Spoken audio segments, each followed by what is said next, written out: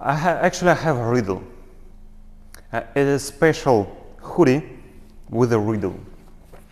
And please do not Google for this riddle, for the answer. Try to figure out this by yourself. But it is related to the topic of today's lecture, the lecture that we're going to find out.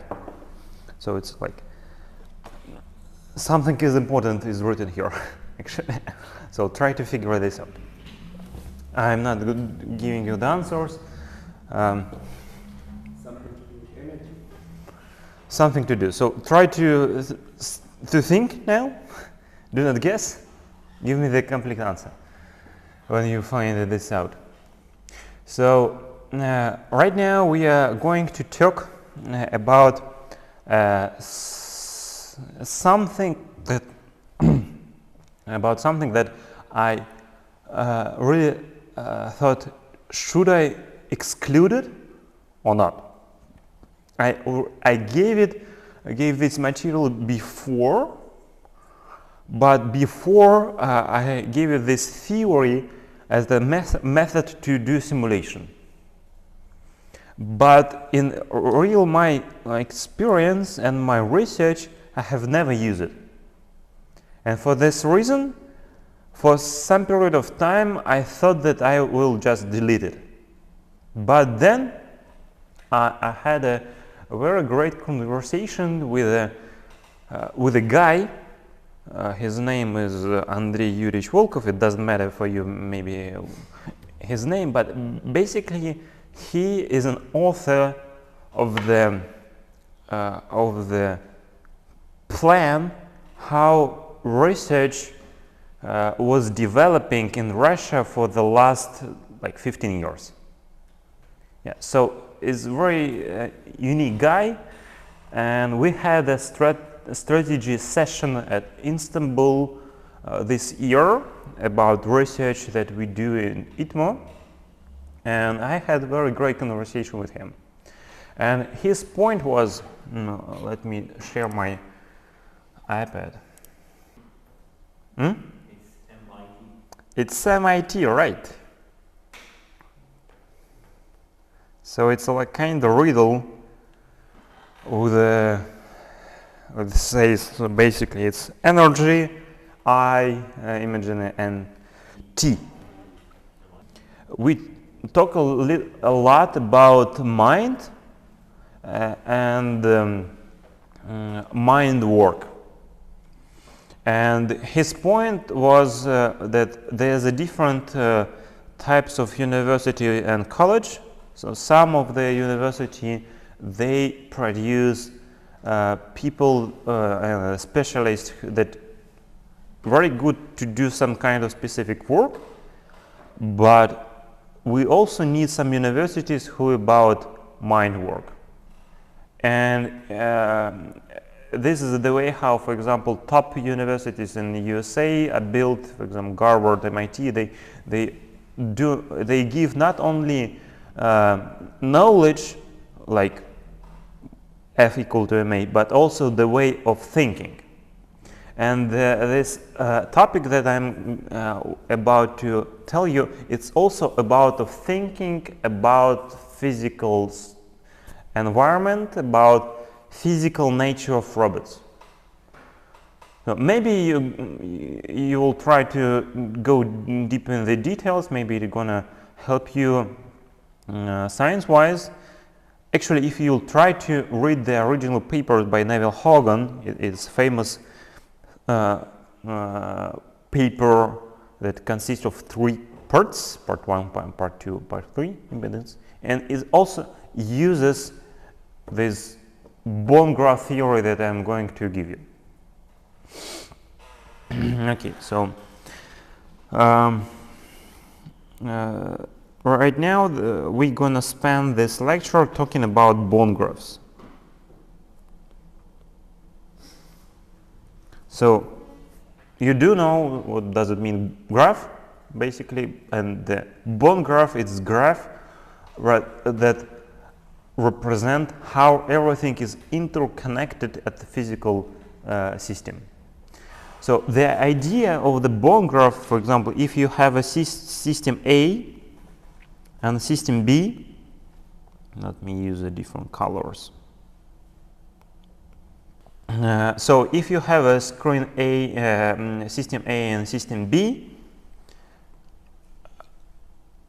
what we had for the block diagram that we had yesterday. So yesterday we were talking about block diagram, and it has only one direction. You cannot go otherwise. You need to have a closed form, and this is the way how we do equations, right? The bond graph looks at the same stuff from a different angle. So bond graph describe not singles but energy flow.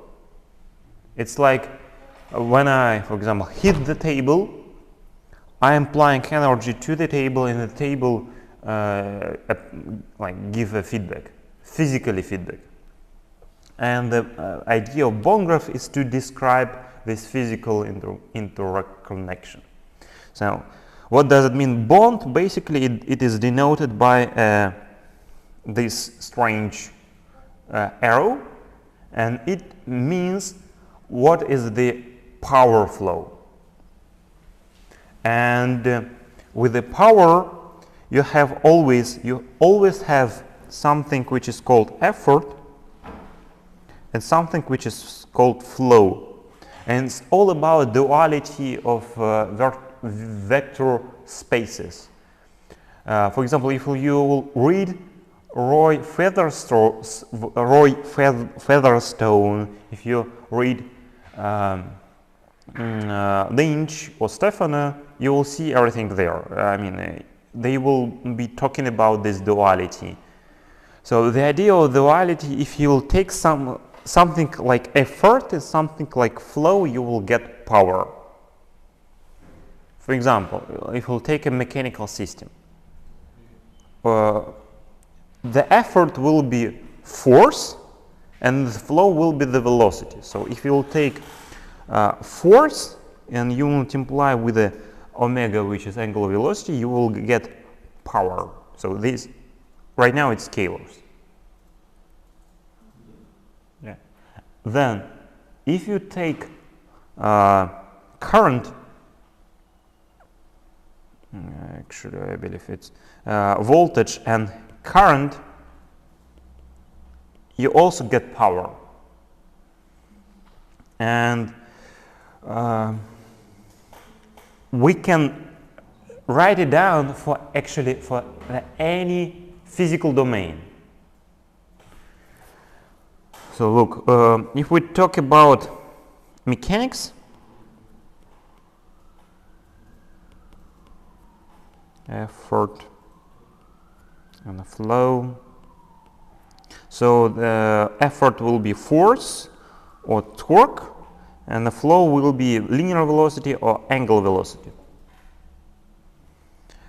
If we talk about electrical, that we just considered electrical, it will be voltage and current. If we talk about hydraulic,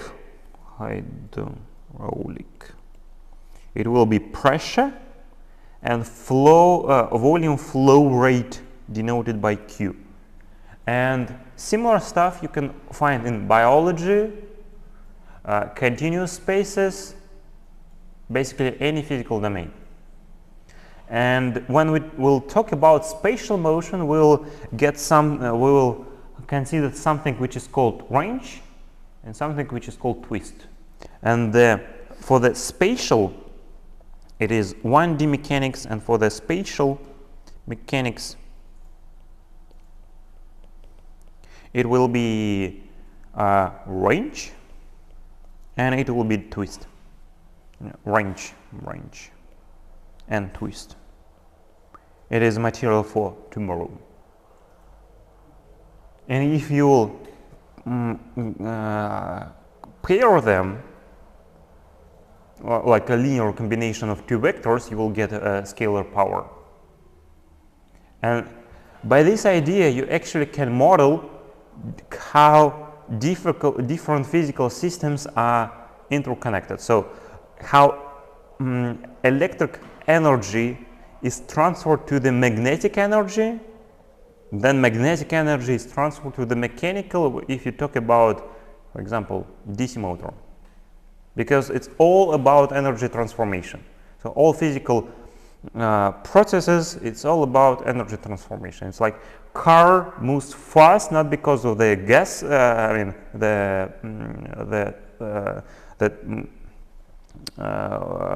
we just press the button, acceleration button, but because of the energy transformation, that fuel was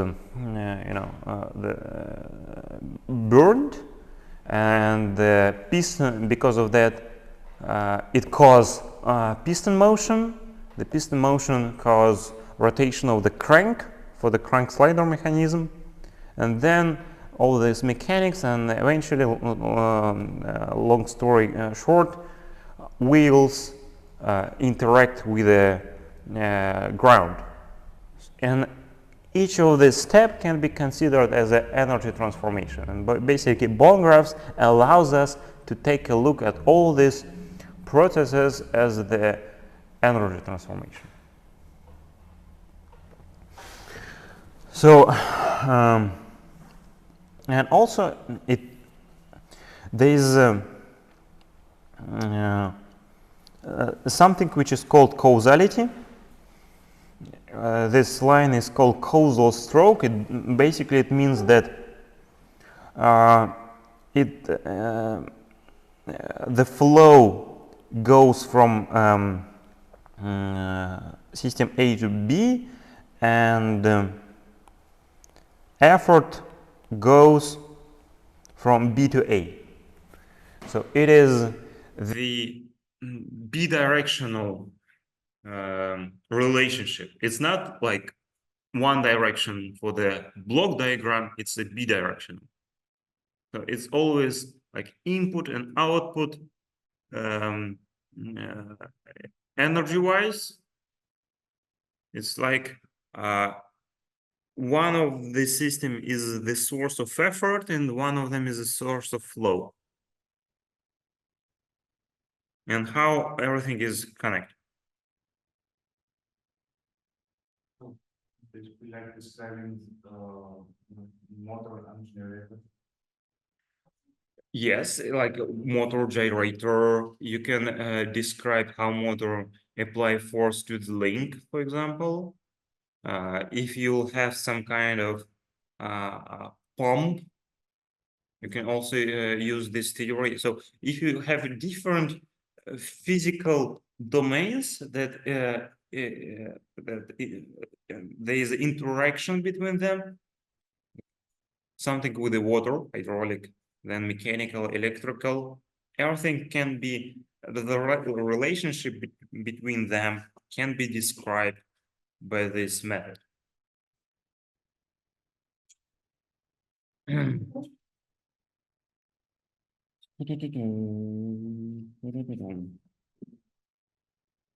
And it's like one point, and another point that how do you create this bond graph? You need just to inspect your system. It's like a Lego. So you have a building blocks, and you need to use these building blocks to create the system. You do not need to derive the equation of motion as we have done it yesterday. You need to create this graph according to the rules, and then the equation will be derived like automatically according to the rules. It's like an algorithm can compose an equation for you, and we will try to do this. So now we will consider building blocks.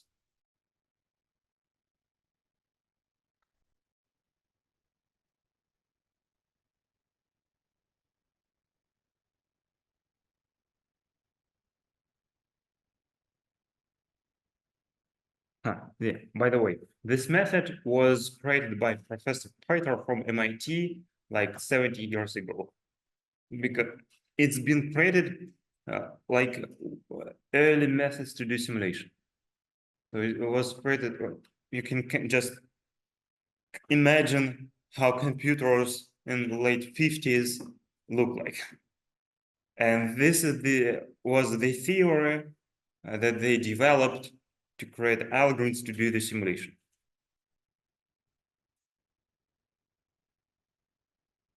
So building blocks. So since we talk about efforts and flow, we have source of effort and source of flow. So it's like denoted by SE, and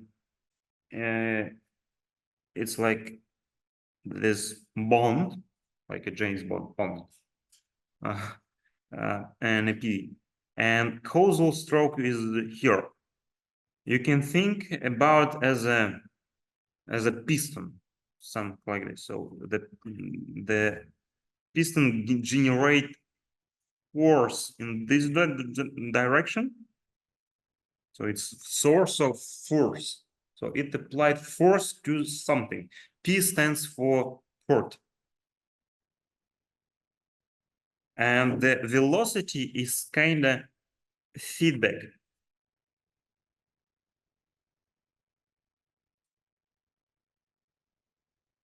As the source of flow is different. So the power flow goes from source of flow, but now we have a causal force stroke here, and the force goes to the left,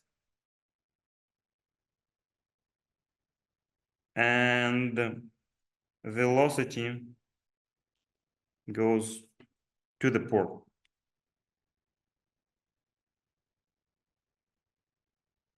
Like this. For example, if you consider gravity, what it will be? A source of flow, a source of effort? So there is Gravity force. For example, pen falls because of the gravity. So what should we use? Source of flow or source of effort?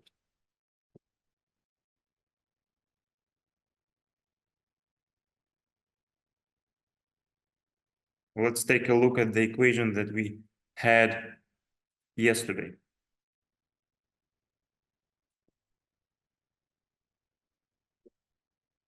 Flow? Like you asked, what should we consider the event, right? How should we simulate the effects connected with the gravity?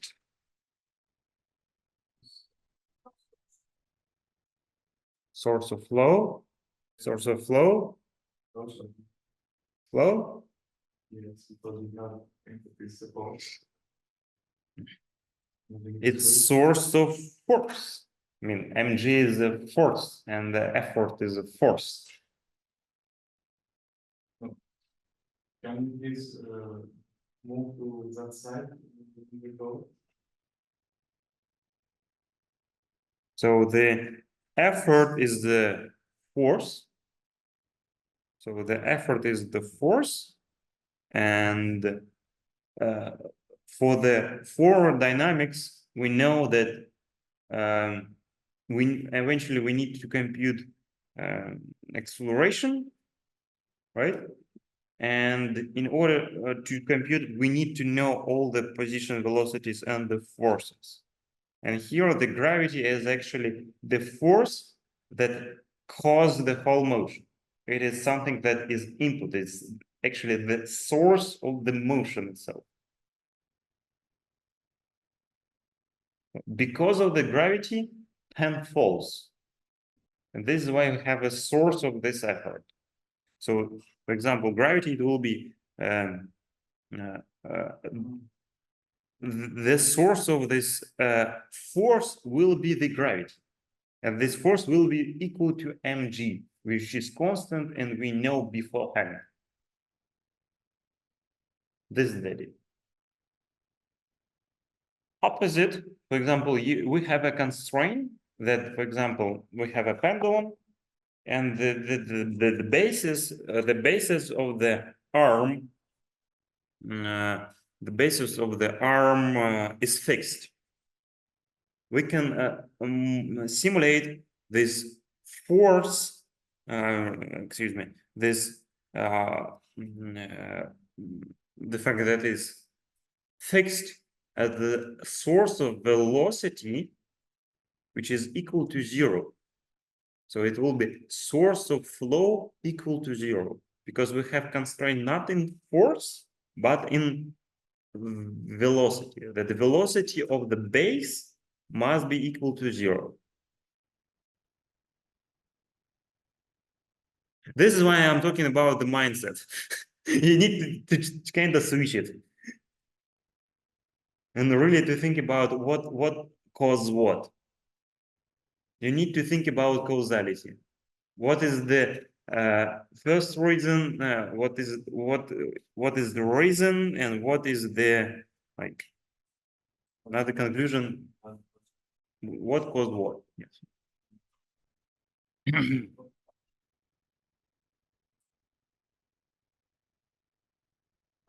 Basically, we considered 2R robot, right?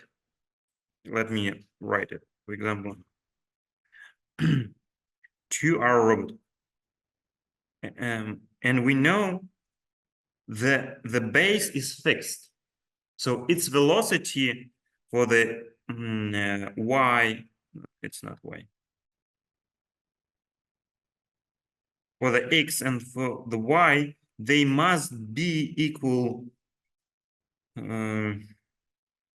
Let me change. So we need to force them to be 0. It is our constraint.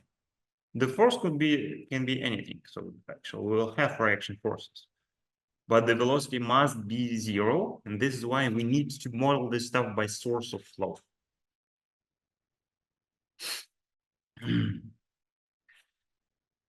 Okay. It is the first building block. Another building block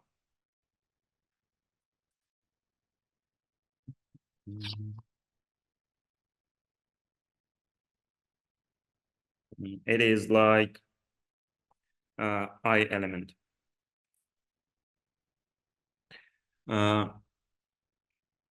What is the idea? I element.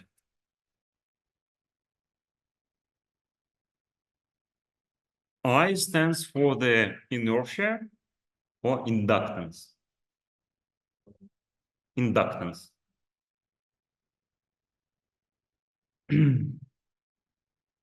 And for the I element, the proper causality looks like this. So what will be the input and what will be the output? What will be the input to the I element?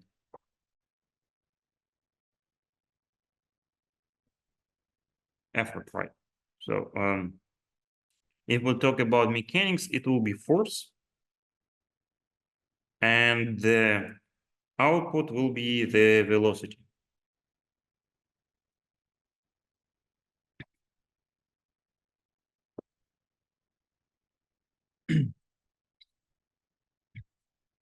And for the each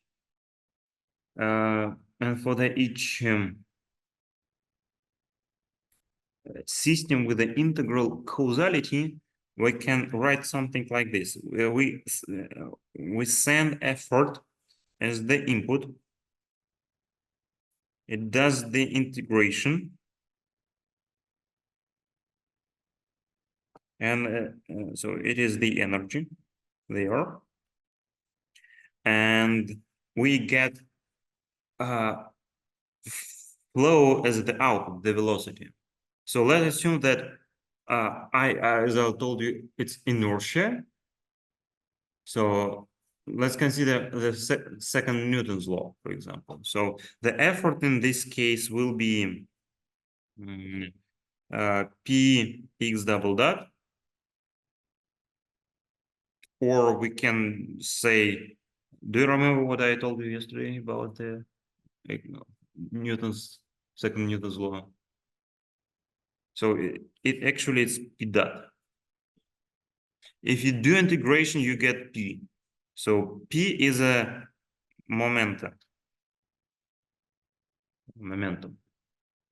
And then momentum, it is mass time V. What this stuff basically tells us that velocity flow equal to the 1 divided by some coefficient which is connected with element, and integral of the effort. So the integral of the effort, what is it here?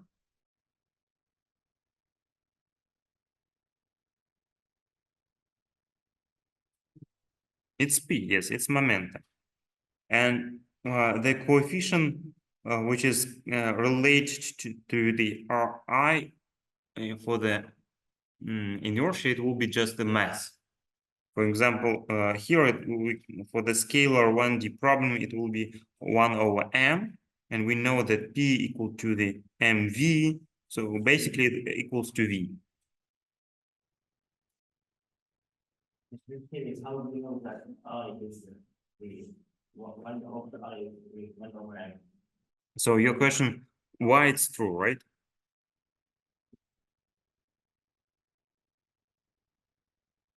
I'm glad you asked. I think it's coincidence. So here I have, so I forced to use my previous slides. Oh, where is it?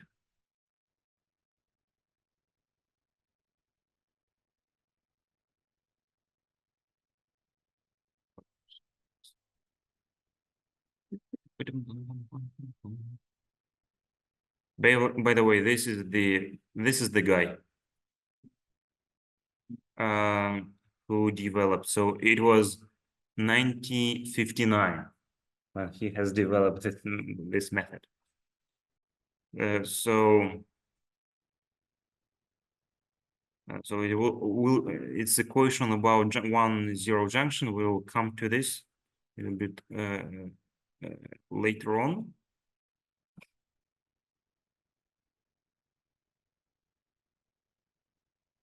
So this is the picture that I just gave you right now. And basically you have such equations for what means effort and flow. So in general, what equation should you use for the integral causality and for the derivative causality? And then the main difference between them is that effort for the translation is force, or torque for the rotation, or voltage for the electrical system. And this is the like the law for this I element. And the whole idea is that you see the inertia in your system and you put an I. You see, for example, a spring and you put something which is called the C element. And you can create this bond graph just by inspection of the system. So these are the rules, how to create it. And then by following just a set of rules for each element, the equation will be derived automatically. So it was created in order to be optimized as an algorithm. So let me try a different structure.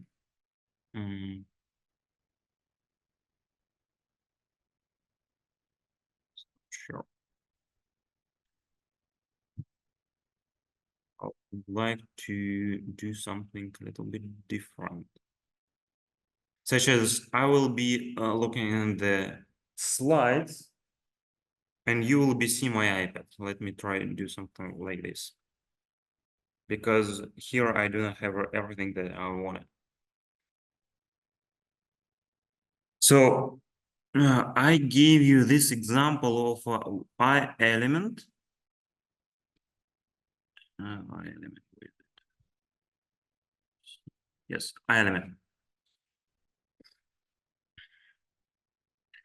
And by the way, you can model the same stuff using this element, not just mass, but also electrical inductance, inertias with not for the translation motion, but also for rotation. And this example that I give it to you right now, it is 1D problem, but tomorrow we're going to describe kinematics and dynamics, and also we'll have um, the inductance, the inertia there, but for the spatial motion, it's not a scalar, it's matrix. But still, the same stuff can be modeled by these bone graphs. Okay, so let's take a look at the C element. Another one, C element. And the rules tells us that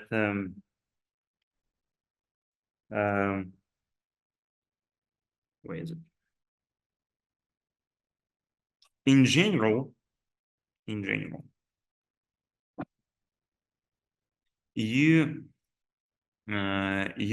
have to use the following, that effort equal to 1 over S integral FD. It is for the effort, and for the flow, it will be C dE. No, it's the derivative causality.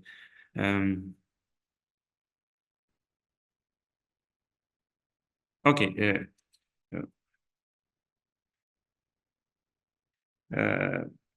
Let's keep it for now.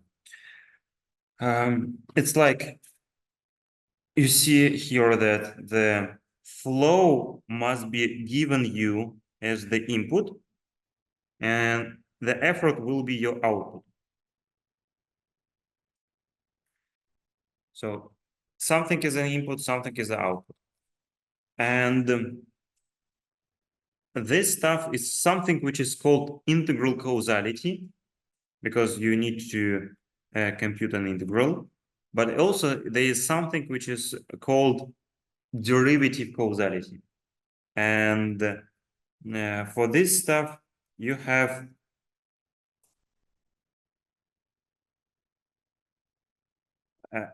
flow equal to some coefficient C d and dt, the derivative. And here it's kind of opposite. The effort is the input, and the flow is the output, since you do compute it. So let's think that it is the C element. And where should I put a stroke, on the left side or on the right side for the integral causality?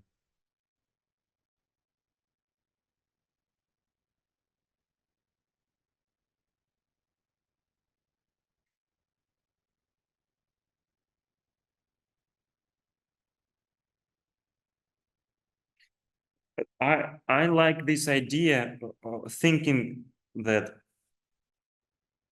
if we put stroke on the on the left, it looks like a pump, like a piston. So, and you can think like a force there, or you can think it as a arrow, and the velocity go there. It's like a mnemonic rule. So you see that the input goes to there. It means the flow goes to the C element, and the effort goes out. And for the derivative causality, the stroke will be here. Why it's called the causality stroke? What causes what? What is the input? What is the output? And both of them is correct, but it is considered that the integral causality is better because you don't need to take a derivative. And the derivative, what means the derivative? That you need to, so here I have a slide, let me show you. That when you do a derivation, you need to know the current state, the past state, and the future state. You kind of need to know the future, which is impossible. And this is why you do some kind of a prediction in order to take a derivative. And this is why it's better to use a physical something which is something that do not utilize the derivative, which is integral. Because integration is just sum, right? And for the discrete system, it will be just x plus delta x, like this. So the computation-wise, integration is the best. And this is why if you have two possibilities, you have opportunity to make the integral and the derivative causality. It's better to use the integral causality. It's like laws or rules how to create this bond. Now you do understand that the integral causality is better, and it's true for the all of these elements. So here I give you only an equation for the for the I element. It only was with the derivative, with the integral causality. So it is integral causality, and if we put a stroke on the left side, it will be the derivative causality.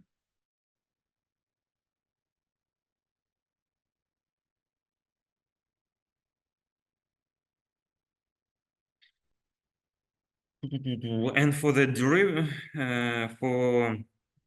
derivative causality, the equation will be like effort equal to some coefficient I times df dt.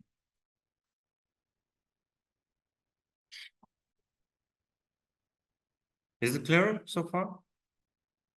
At least on some level.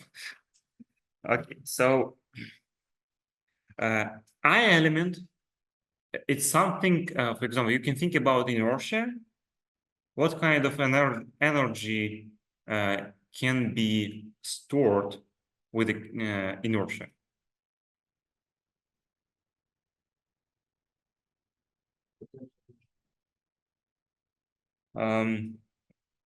If we do not work in the potential field, let's assume that there is no gravity right now. I mean, the gravity is a source of effort.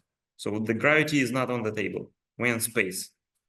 Let's assume that just an astronaut threw a ball It doesn't have any potential energy. What kind of energy it has? Kinetic energy. So the I element I omega square. What? I omega square.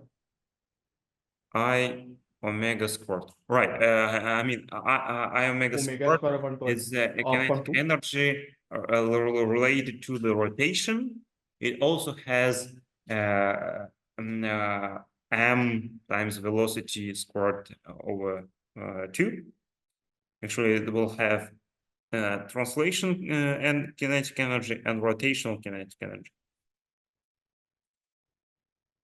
Good. So the I element, it's stored kinetic energy, and it's used for the kinetic energy.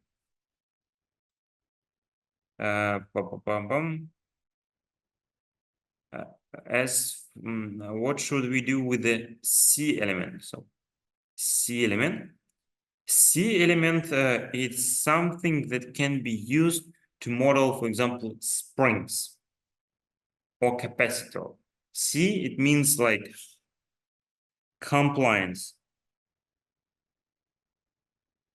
or capacitor. So C element. And Source. no, it's not source, it's passive element. It it's can store energy, yes. So you send it or you can now think like a spring. What kind of input should you apply to the spring? Force, right? In order to deflect it. And this is why it is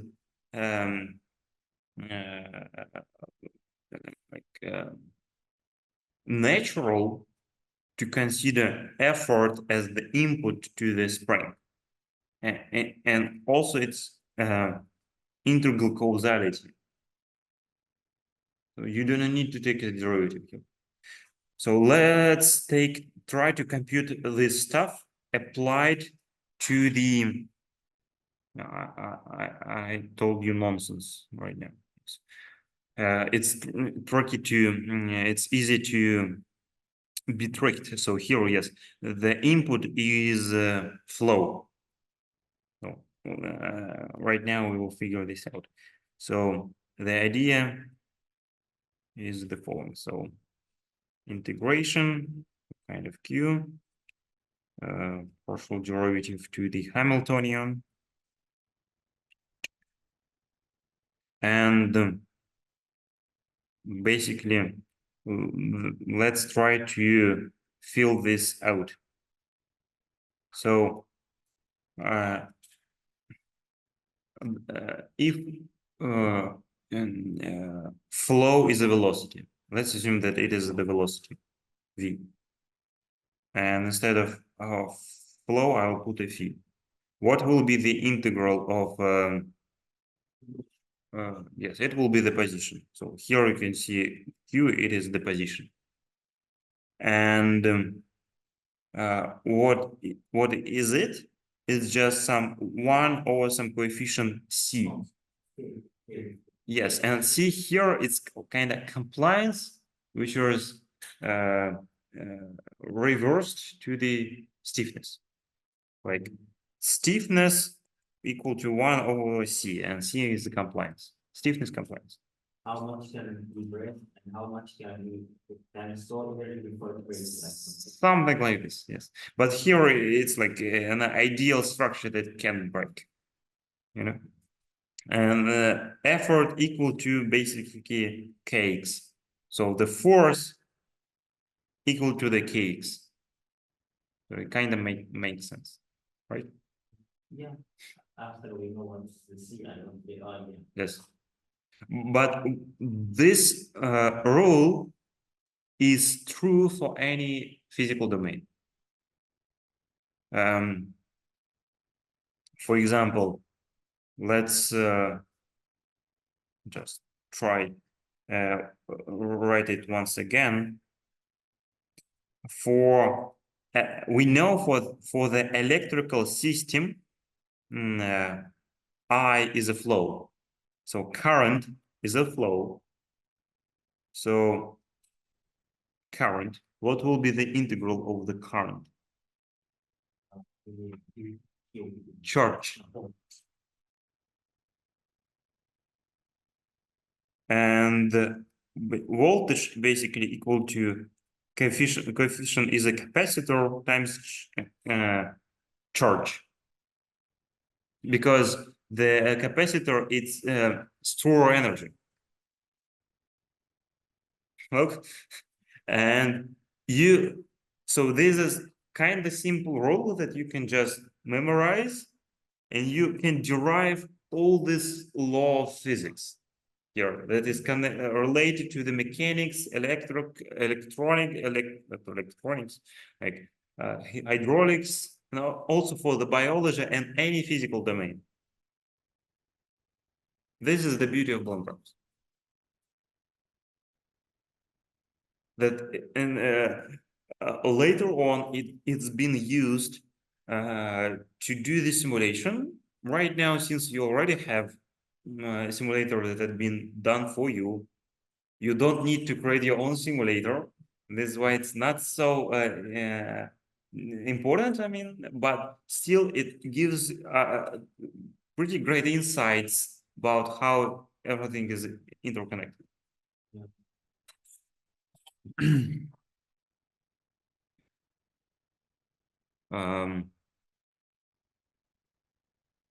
So let me show you a couple of slides. So let me so we covered source of flow on effort and flow. We covered something that store energy, store effort, store flow, kind of. You can think about for the mechanical system, it's like inertia, and it is like a potential energy and spring. And also, there is something that does not store energy. It's something that dissipates energy. It is the damper. It doesn't have any integral causality because its dissipation doesn't store energy. Like a resistor. Resistor, yeah, resistor. It's like resistor and some players, not friction. Resistor in terms of electronics and mechanics and any kind of losing energy. For example, if you'd like to model a bucket with water with some kind of valve, you can model leakage of water by this power element, because you lose energy with when because of this leakage of water, the amount of water shrinks, and you has less amount of energy. So this is the arrow. This is like a piston. So source of flow, source of effort, source of flow. This is the idea of causality, that it's not very great to take a derivative, but still you can it will be correct, but it's better to use the integral causality. So C elements, spring, capacitor, gravity tanks, hydraulics, and electric accumulators, the charge, right? So this is the example. So capacitor, spring, some stuff for the hydraulics. I've written some formulas.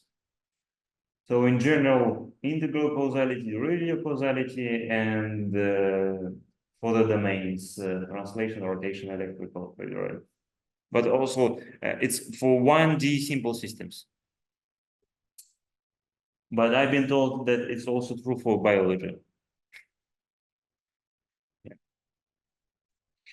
Inertia, E element inertia or inductance, coil examples. Examples. So it's inductance, something with a pipe, and the bunch of equations. So you can just write a script with this stuff and just forget it about it. So, and this basically how it works for the building blocks. So R element, that element that dissipate energy can act as a damper or the friction or as a resist. And here it's not like integral of derivative causality, it's just what is the input of what is the output. Because here you do not do any integration or derivation. Okay. It just multiply with the coefficient. So here is something about the examples here. Okay. How much time do we have?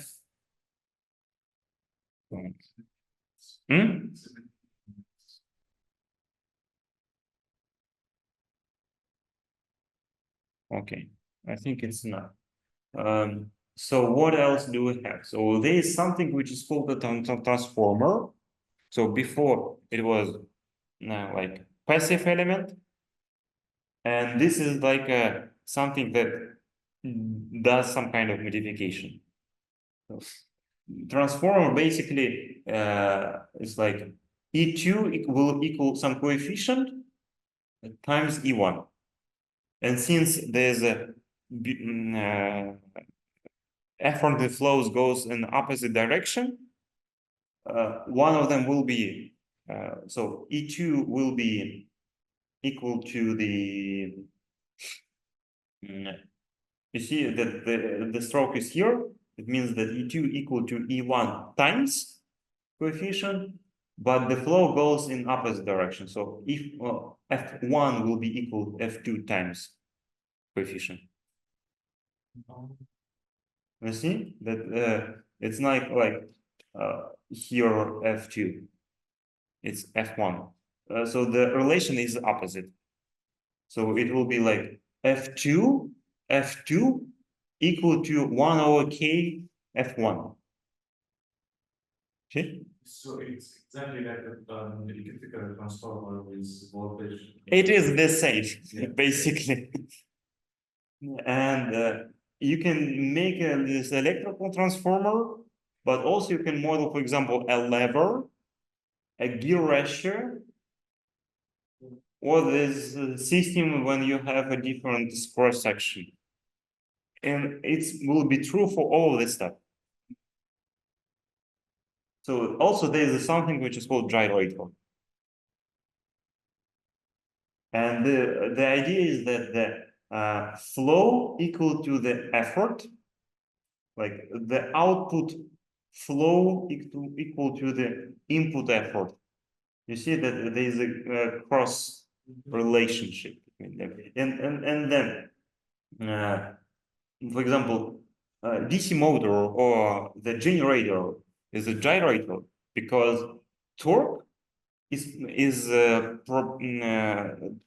proportional to the current, and the velocity is proportional to the voltage. Because of the, not because of generator, but generator is the model that gives us an insight of this physical relationship. And the final stuff is something which is called junction. By the way, basically it's like a node, and you can see that power goes in, and so this is the input and this is the output, and the sum of this power plus this power plus this power equal to the input. And here you have a 0, you have a 1. 0 basically tells that the effort is the same, and the flow, the sum of flow equal to 0. And the opposite, the sum of effort equal to 0 and flow are the same. Does it ring a bell? Kirchhoff's law. So the Kirchhoff's law is just like an example of this idea of 1-0-1 junction. And there's something that I had on the first slide. So here he tells how he awoke at the moment with this idea of a 0-1 junction somehow planted in my head overnight. So this is the Kirchhoff current and voltage. So he was looking for the model that makes sense for all physical domains. And he has invented this stuff.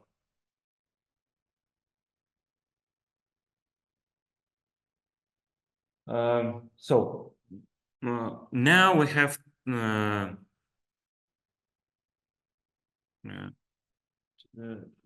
well, it's like 12 minutes for a practice task. Yes. So yesterday we considered mass spring damper.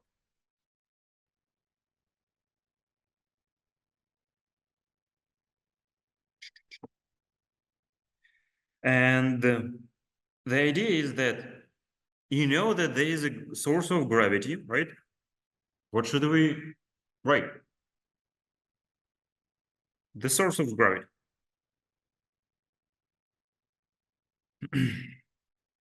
And the power always goes from there. Right now I will put here just the one widget, and then we will change and we will like a proof that it is true. And this power is distributed among mass, spring, and effort. What kind of element should we use to model mass? The inertia, the I element.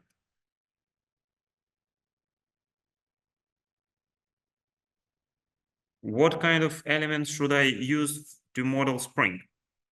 C. What kind of element should I use to model R? We just finished bone graph of this system. And use one because it's So for the this I junction, what will be the same? The same will be flow, right? So the velocity. It's like the velocity will be the same for this point. So for the damper and for the spring, the velocity the same. The forces are different. The forces which is generated in the spring, the damper, and the mass are different.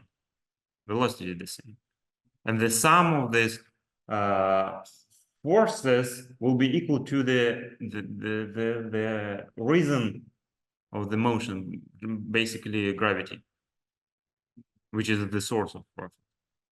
It kind of makes sense to use this one.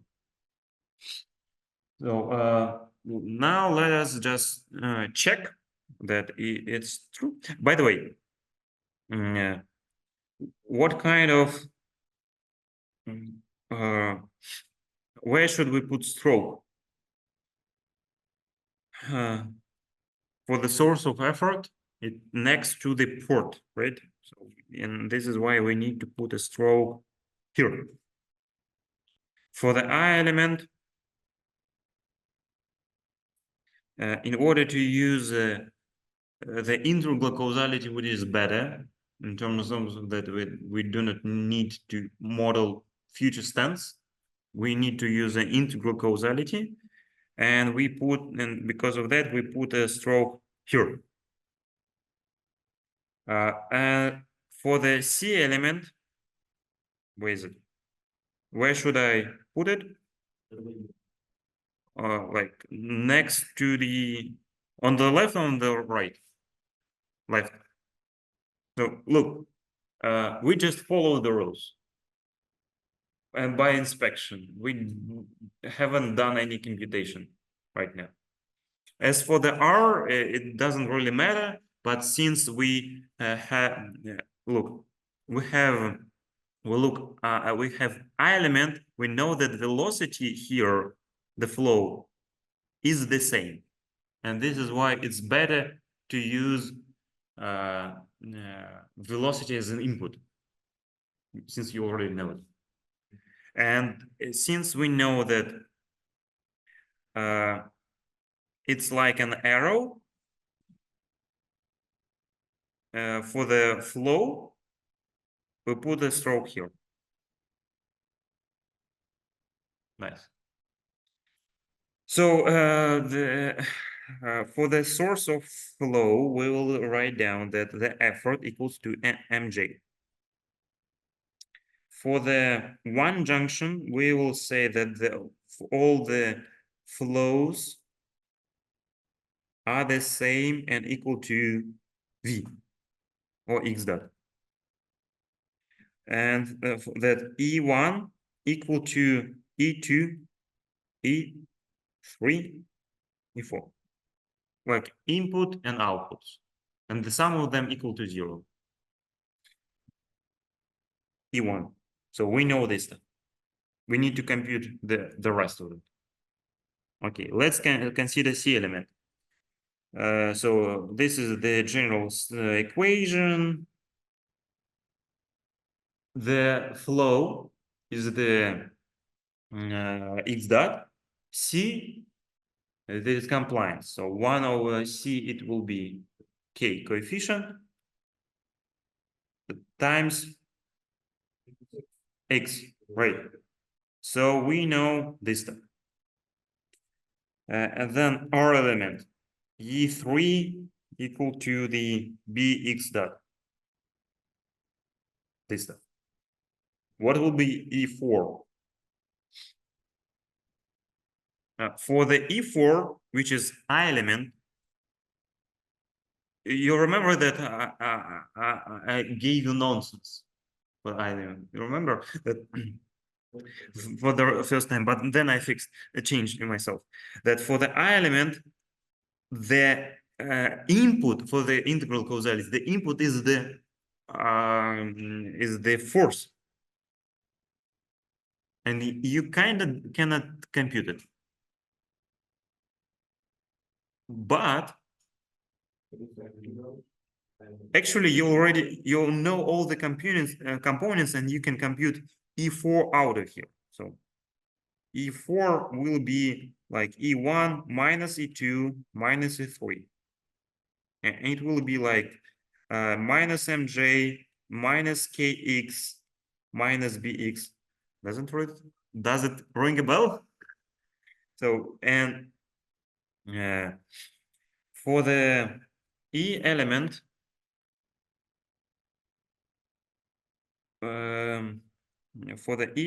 we know that velocity equal to 1 over I force dt. And basically, what should we put there? It is mx dot.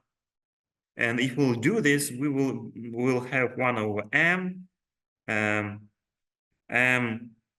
x dot, which is equal to x dot. So it is the velocity that we have.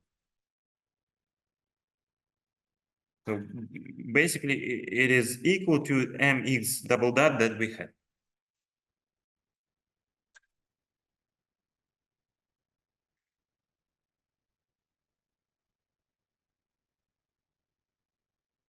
And here I have this lecture 2, and I have this little script.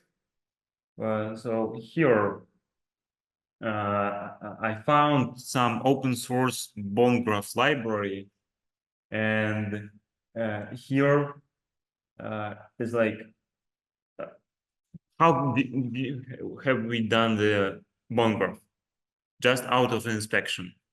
And the same story here. We just put some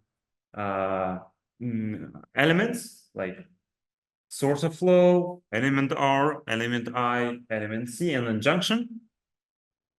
And this particular repository, it derive the equation automatically. in symbolic form.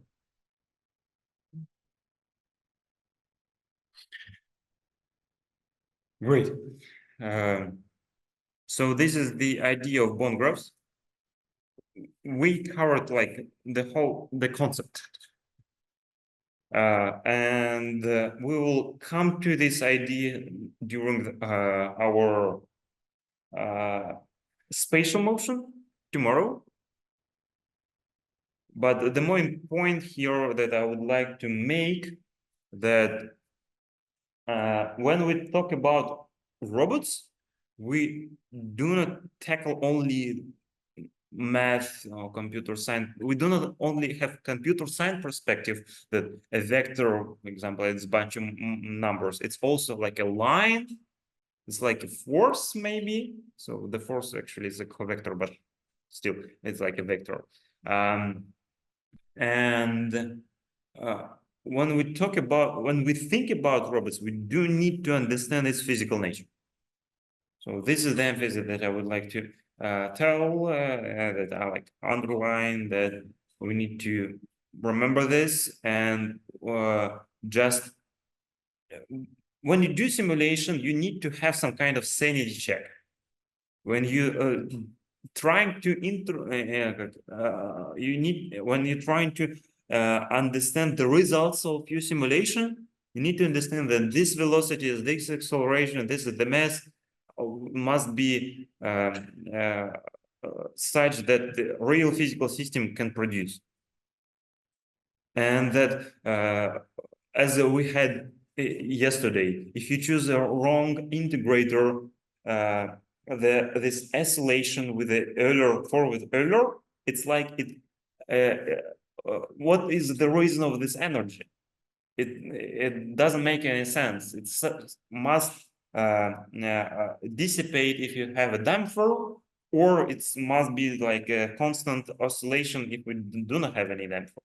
But the blows up, the fact that we blew up our system, it's like we injected extra energy, but we didn't have it. See, so it's like for the sanity check, you need to understand the physics of this nature. Okay, great. That's it for today. We'll continue tomorrow.